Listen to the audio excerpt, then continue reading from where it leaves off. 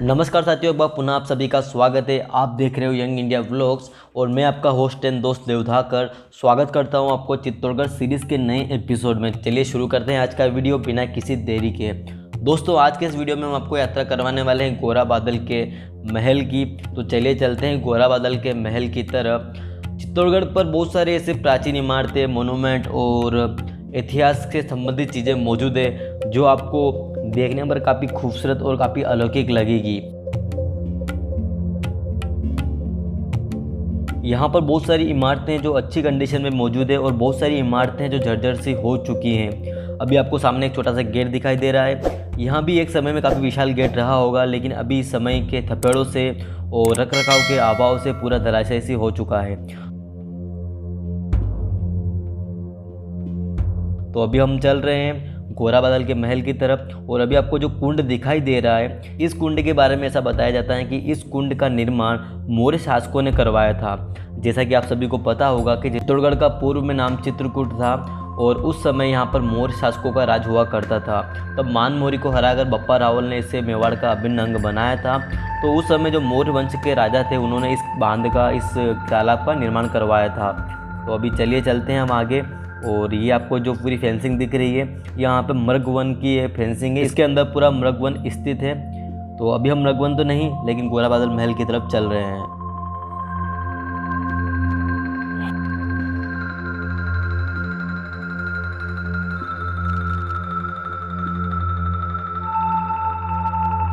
दोस्तों, अभी हम आए हैं गोरा बादल के महल में। गोरा बादल वही वीर पुरुष थे जिन्होंने अलाउद्दीन खिलजी के यहाँ दिल्ली में जाकर राव रतन सिंह को छुड़वाया था और वहाँ पर युद्ध किया था। और उनके जो सर धड़ से अलग हो गए थे, उसके बावजूद उन्होंने युद्ध जारी रखा और अंततः जो अलाउद्दीन खिलजी के जो सिपाही थे उनको मुँह की खानी पड़ी। तो चलिए देखते हैं कि उनका अभी महल किस हालत में है, क्योंकि बाहर से तो दिख रहा है कि पूरा जर्जर हो चुका है, लेकिन अंदर जाके हम कोशिश करते हैं आपको कुछ दिखाने की और आपको एहसास कराएंगे उस पुराने एहसास की जब यहाँ कभी लोग रहा करते थे।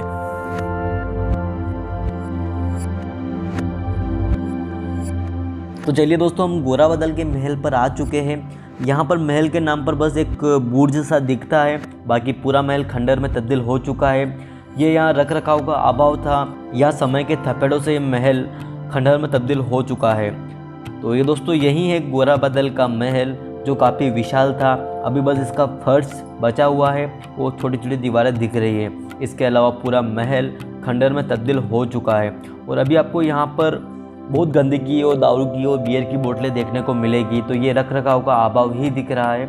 बाकी ये महल काफ़ी विशाल था, काफ़ी भव्य था, लेकिन अभी खंडहर में तब्दील हो चुका है।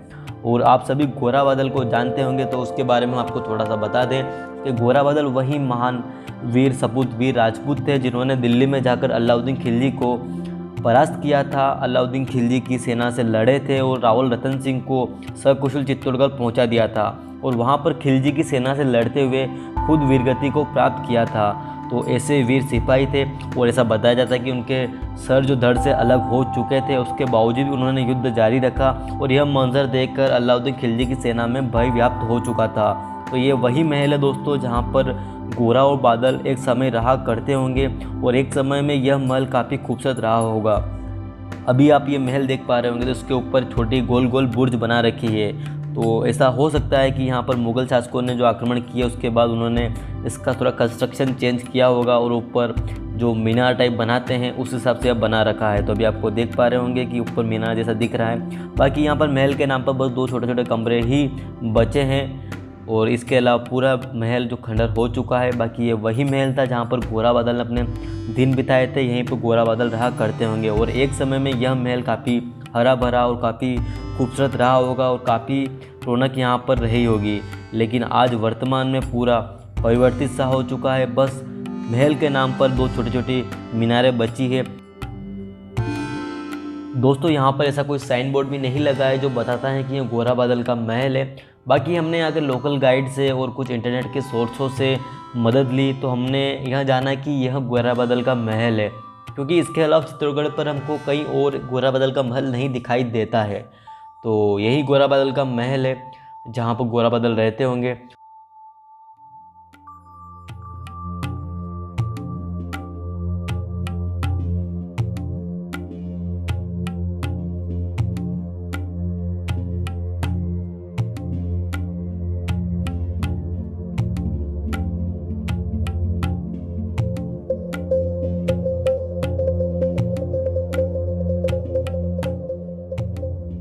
दोस्तों ये सभी खंडर देखकर एक बात तो तय है कि जब ये महल अपनी वास्तविक स्थिति में था तो काफ़ी खूबसूरत रहा होगा और काफ़ी विशाल ये महल रहा होगा।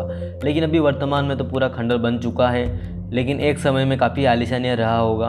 और यहाँ का जो सीनरी है वो काफ़ी खूबसूरत है। इधर पहाड़ दिखते हैं, चारों तरफ हरियाली दिखती है और बीचों बीच महल खड़ा था, लेकिन अभी तो खंडहर है। तो अभी हमने ये पूरा महल देखा, अभी हम आपको आगे एक ऐसी पहाड़ी दिखाने वाले हैं जिसकी तुलना कुंभकर्ण से की जाती है।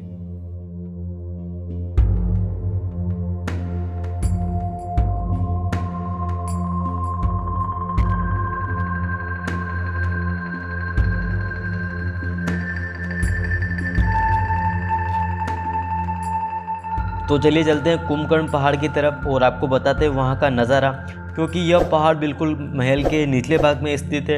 यहाँ पर महल की सीमा समाप्त हो जाती है और नीचे जो जंगल स्थित है उस जंगल के बीचों बीच जो पहाड़ बना हुआ है। तो अभी आपको सामने जो दिखाई दे रहा है यही वो कुंभकर्ण का पहाड़, जहाँ पर ऐसा लगता है कि कोई विशाल आदमी जिसे कुंभकर्ण की संज्ञा दी है वो सोया हुआ है।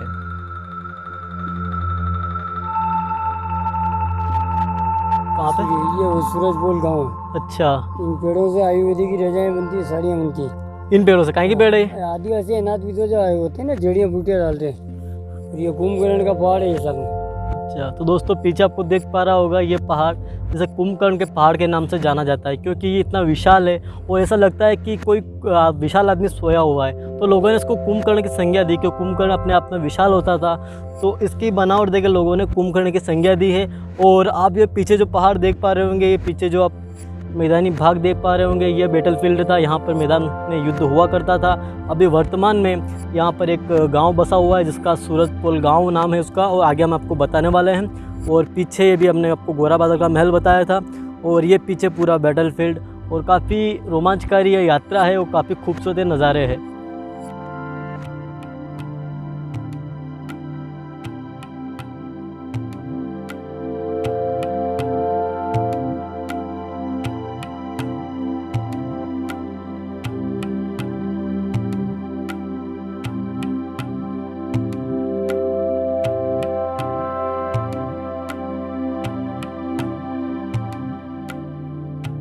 तो दोस्तों यहाँ तक गोरा बादल का महल। आशा करते हैं यह वीडियो आपको पसंद आएगा। हमने कोशिश की थी इतिहास को खंगाल कर आपके सामने कुछ अमूल्य जानकारियाँ देने की, तो उम्मीद है आपको यह कोशिश पसंद आएगी। अगर वीडियो अच्छा लगा तो वीडियो को लाइक कर देना, चैनल को सब्सक्राइब करके चित्तौड़गढ़ सीरीज़ के बाकी जो अदर पार्ट है वो भी एक बार ज़रूर देखिएगा, क्योंकि उसमें भी हमने काफ़ी कोशिश की है आपको सारी जानकारियाँ मुहैया करवाने की। तो मिलते हैं अगले वीडियो में, अगले एपिसोड में।